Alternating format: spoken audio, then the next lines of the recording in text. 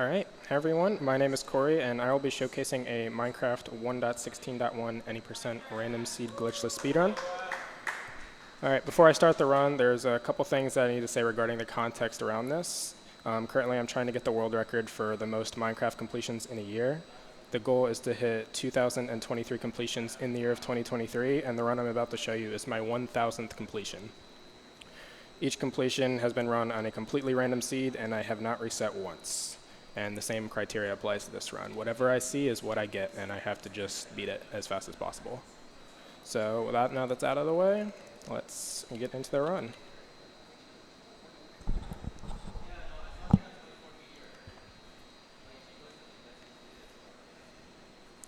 Now again, I have not seen this world at all.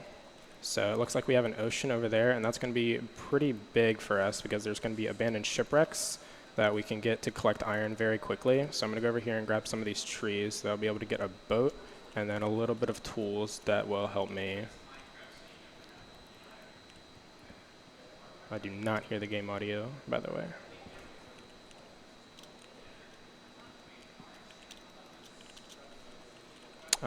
Yes, wait. Hold up. Yeah, I hear it a little bit. Can I make it a little louder?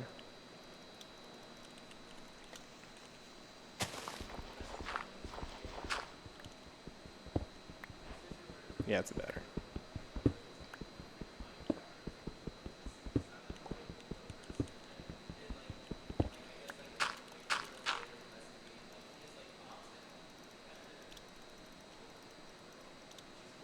Actually, don't need that right now.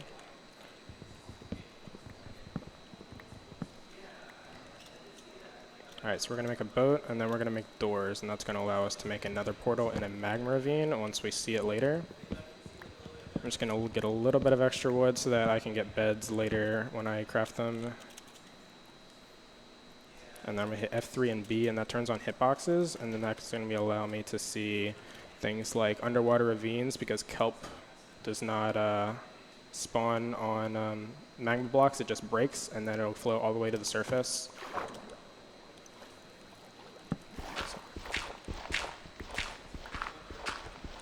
And placing a door down here allows me to breathe and mine a lot faster, so I'll be able to get flint pretty fast, but we're getting very unlucky. There we go. Now, of course, I get one right from the door as well. Alright, so the first thing we're going to try and find is a shipwreck, which I see right in front of me. You see that little tip kind of sticking out of the water right there? And that's going to be a pretty good shipwreck for us. It's going to have all three chests that spawn, mainly the treasure chest that we're going to want to find, and that's going to have our iron and potentially gold as well. And I see all the way on the left side there, there's a magma ravine, and that's where I'm going to be entering. Alright, so we got 8, looks like 9, which is perfect. And that's a good food chest, actually. We got 5 carrots, and I believe that's 6 bread. And I already have my gravel, so I don't need to worry about flint right now. And then we're going to be heading into this enter here, and it looks like it might be a sub 4 enter, which is pretty good for this challenge. Usually I try and get it under 6 minutes for an enter on a random seed. Oh, I just realized I don't have a pickaxe, so I'm going to just quickly make that real quick.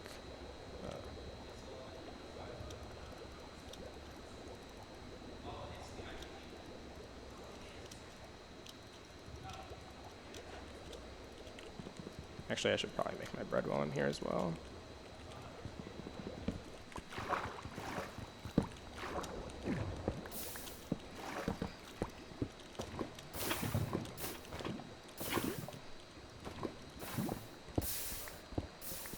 And by doing this with the doors, this allows me to pickpocket the lava in a very specific way to allow me to make a portal underneath the lava.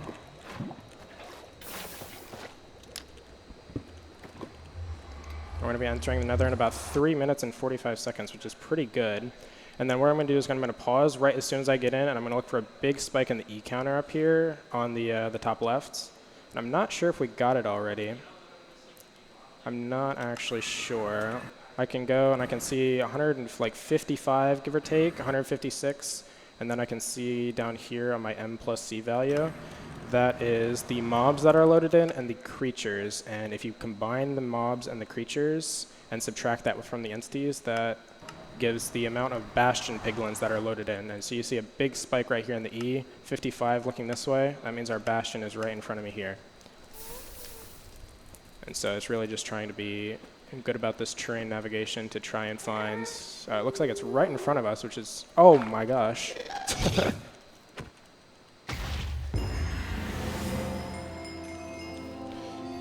That was a little bit spooky. I believe this is a housing bastion. There is 4 different types of bastions, and this one is housing, I believe. And that's pretty good. And what I did right there with the boat is that you can get up close to a wall and mine a certain block, boat right up close to the wall, and that allows me to get in this 1-by-1 kind of area. So I could I'm kind of in like a swimming animation almost. And that allows me to mine a lot faster.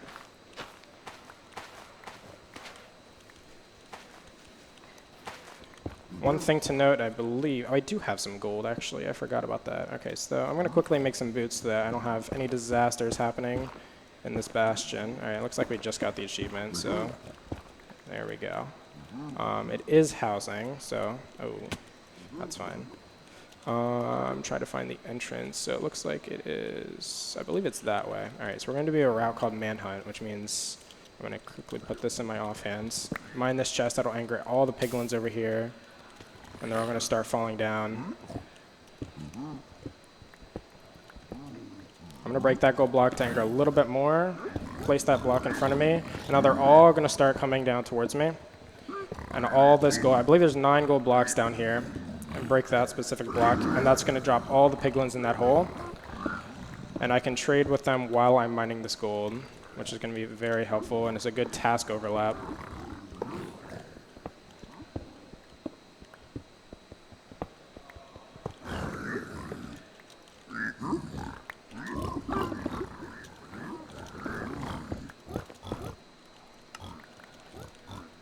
Let's go check that chest that we never grabbed. We have a little bit of obsidian, which is great. We're going to be looking for mainly crying obsidian, regular obsidian, string, and potentially extra golds. We have 10 obsidian, which is great. We have not gotten some pearls yet. There's some pearls. We got 6.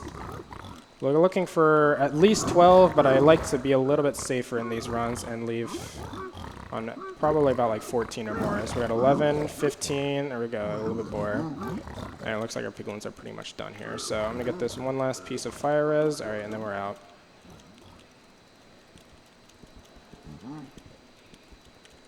I'm gonna check the top chests up here. There's 2 more chests up here. I'm just gonna try and check that but to potentially get 20 obsidian. And that's gonna be very helpful for when we blind and leave the nether.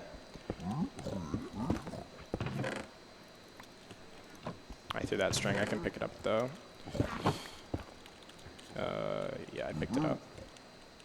Alright, so this terrain is not looking pretty good up here, so I'm going to go back down to where I came in from the bastion. And then we're going to be doing a specific thing with the pie chart, which is not shown right now, but I'll pull it up in a second. So if I hit Shift and F3, that pulls up this pie chart down here. And I can go into a specific area and then crank the render distance up. And we're going to wait for a big blue spike that pops up, hopefully. Or goes my inventory while I'm waiting for that. There we go, blue spike. And now I don't know which chunk that is, so I'm going to turn down my render distance until it goes away, and then constantly keep cranking up by 1, and then I just spawned at 26. So I'm going to go to 25 and go to each specific chunk border. All right, and so there's the spike. It looks like it's in -X, so that's the direction we're going to be going to try and find the fortress. I'm just going to do this just in case I fall in lava. That's okay.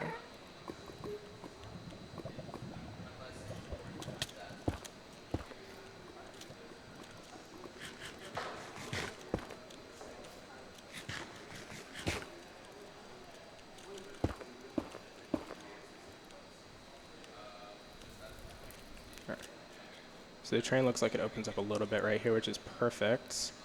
We want to see open terrain.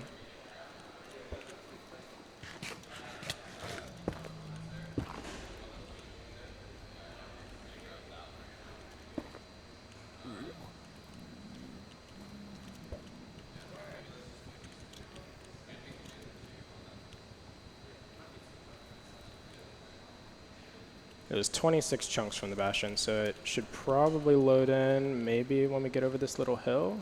If we don't see it, then it could have been diagonal that direction, and then we could just recheck the pie chart, which is completely fine. So yeah, I don't see it right here, so I'm going to go to a corner of this chunk and then do the same exact strat that I did at the bastion. And see, there it goes away. 9 chunks away. All right, it's not straight anymore, so it looks like it is diagonal this way now.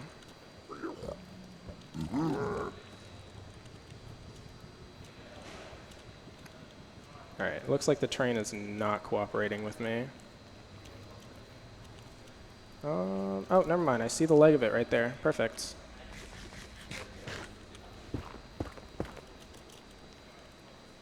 This is a pretty low fortress.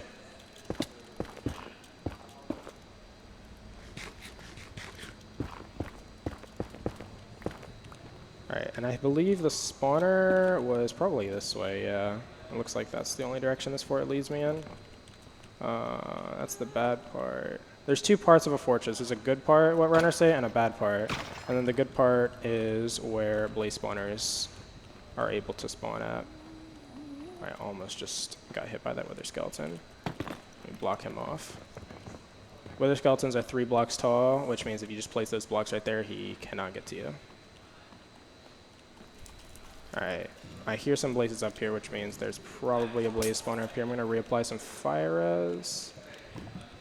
I do not see one. Oh wait, I think I just saw. Oh no, I saw those fences and I thought that was the edge of it. Alright.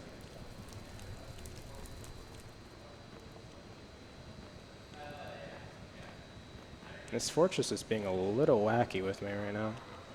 Maybe it's back here. Alright, there's one blaze. There we go.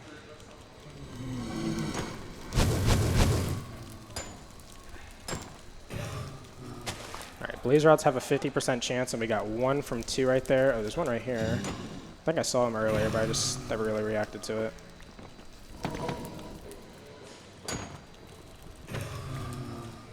We got 3 from 4, I believe, which is pretty good. I'm going to do a quick organization of my inventory.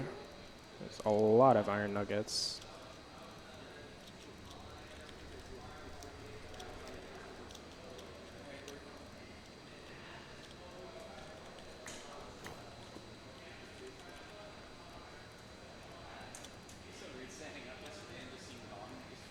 Alright, I'm going to start crafting my beds now. We're going to need those for the ends.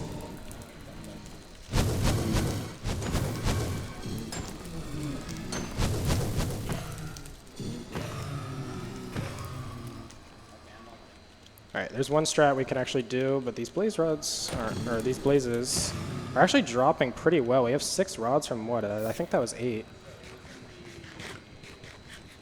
So I'm going to hit F3 to pull up my coordinates, because there are certain rings that stronghold spawn, and we're going to look for probably about like 180, 180, so about negative 180, 180. If you can see my X and my Z on the second paragraph up at the top, that's going to be around the cores that we're going to try and put our nether portal at to return back to the overworld.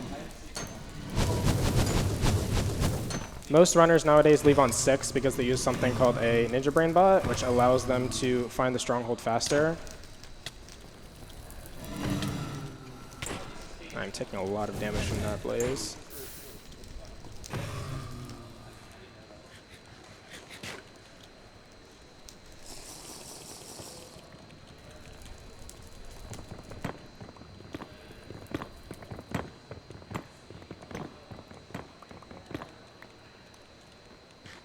We're basically just waiting on 1 more rod. Usually when I only have 1 nether portal, I like to leave on 8 blaze rods. And that just guarantees me safety so that I can not have too many eyes break when I'm trying to triangulate for the stronghold. Alright, that was 8. Alright. So I'm going to go back towards where I was. So I'm going to try and get my X down a little bit. The train's not really working with me that well, so, I mean, worst comes to worst, we can blind here. It's still going to be in the ring. It's going to be a little bit worse. All right, here we go.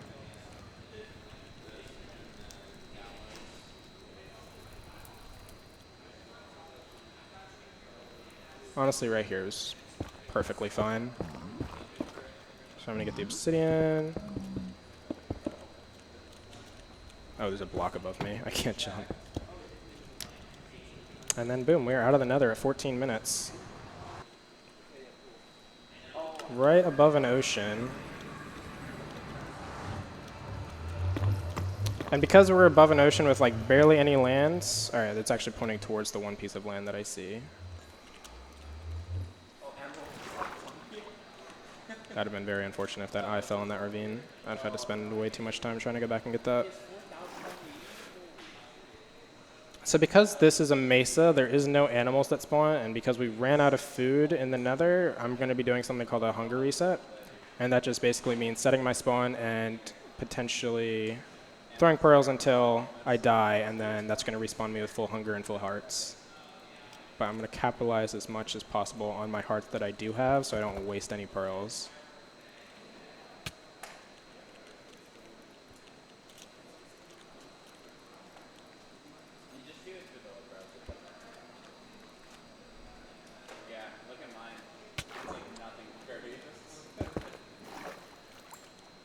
Alright, this seems like a good enough flat piece of land. Alright, so we're going to do something called distance estimation, where basically we're going to throw one eye and see the angle right here. It looks like it's 21.0. And then we're going to go 90 degrees, so that's about like 110. 4 sprint jumps over, and then we're going to throw another one, and then we're going to gauge the angle difference. So it's about 19.9. I already forgot what the first angle was, I'll be completely honest.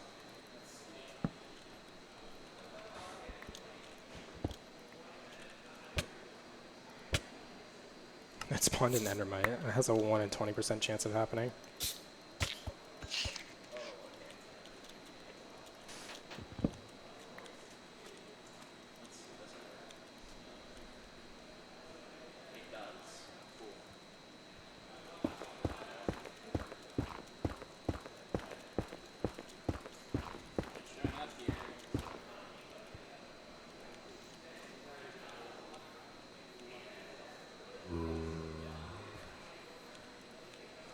Actually, no, I'm going to keep the lava bucket.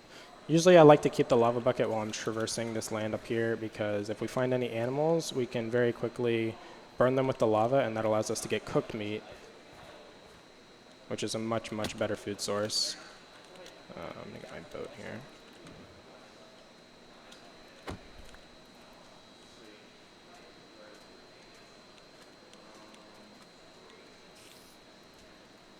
Alright, looks like we're going to have an ocean in front of us again.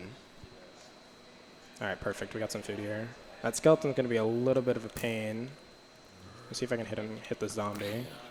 Alright, perfect. Now that zombie's going to turn around and try and kill that skeleton.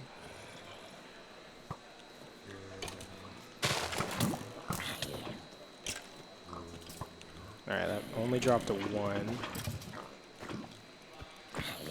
Alright, there we go. Alright, we got 3. That's pretty good. I'm going to get a little bit more because we have some right here, and I don't know when the next time we're going to get food is.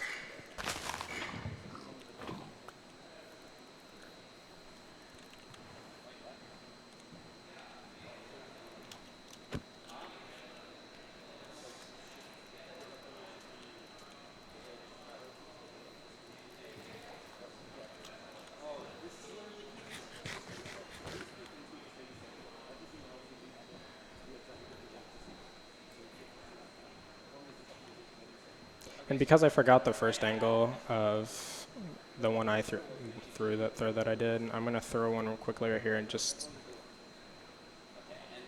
do a quick estimate of how far more do I need to go. So it's more, I got shot by that skeleton, so I actually can't really find the angle now, which is pretty annoying.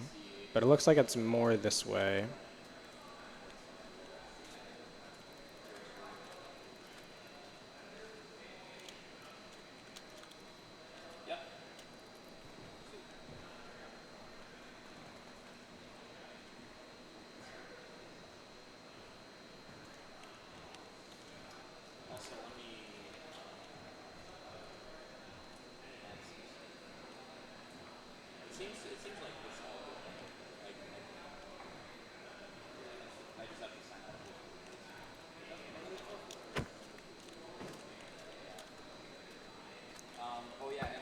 All right, there we go. It's a much better angle change. It's in the negatives now, so it means we're pretty close. I'm going to change my lava bucket for a water bucket.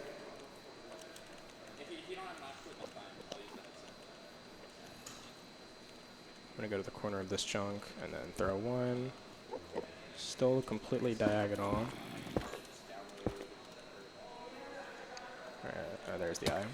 Thought it broke for a second. Ender eyes have a 20% chance of breaking once you throw them.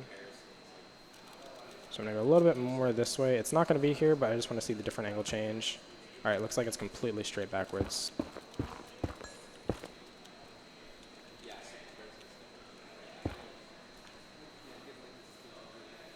All right, I'm pretty sure it's this chunk, but throw in here just to be sure. All right, so it's this chunk. Perfect. All right, and then we're going to do a strat called 4-4, which makes me locate the 4x4z quadrants in the F3. So that's 4-3. That's, what are you doing here, sir?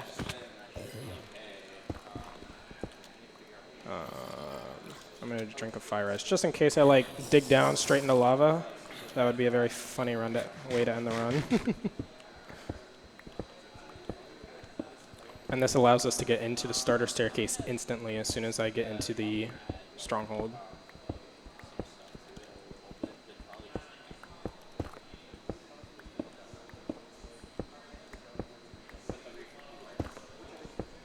I'm going to place blocks above me just in case I don't have any creepers fall in my hole. All right, there we go. Boom, starter staircase. And we're going to do a strat here called preemptive, and that allows us to find roughly about where the portal room is. You see a big spike in the orange right there where I'm looking? Right there about. That means there is a mob spawner in that general direction that I'm looking at.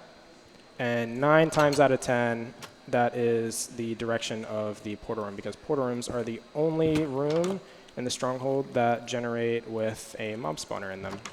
It looks like I went a little bit too far, or I just went the wrong direction.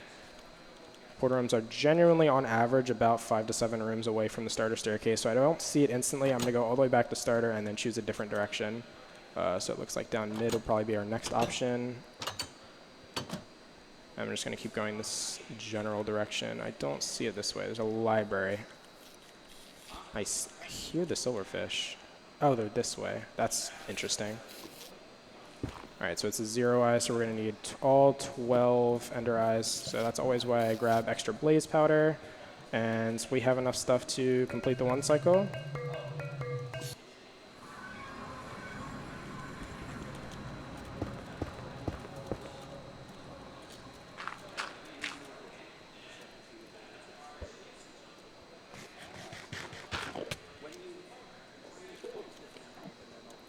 I got a little disoriented there. This end island's a little weird there in the back, so I thought I went a little bit farther than I did with that pearl. All right, and then I'm going to go over to this side, so it forces the dragon to perch from a certain angle. That allows me to hit a much easier 1 cycle. It is about a 1 in 13 chance for the dragon to instantly perch as soon as it's done flying around the first tower. And unfortunately, we did not hit that.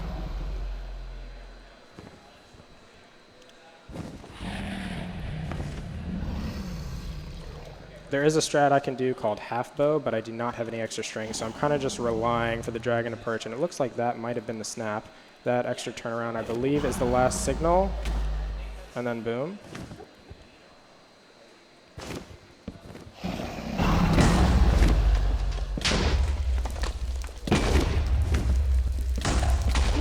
And then boom.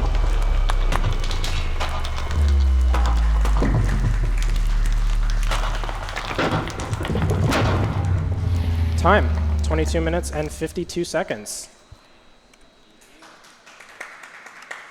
That was actually a lot faster than I thought, I guess because we got ocean. Normally, when you spawn in, you usually just spawn in a giant forest with like no caves anywhere.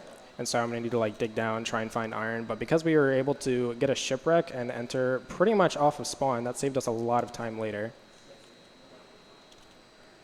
And unfortunately, the blind travel, when I made the nether portal and went back into the overworld, that distance was a little bit longer than I would have hoped for, but I think that was a pretty solid run. I'm going to go quickly check the nether.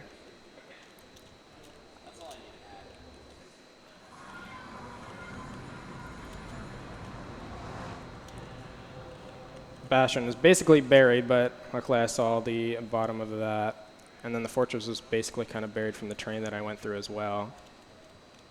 And it's good. It's slightly showing up here. Yeah, about a 1,200 block blind, which isn't ideal. Usually you try and get it under 1,000, but because of the coordinates that I was in, I tried to get to -180, but the coordinates for the terrain just weren't really ideal, and so I was forced to kind of blind there. And then preemptive was a little wonky because it kind of hit that library initially, but that was pretty much it. All right, that's going to be that.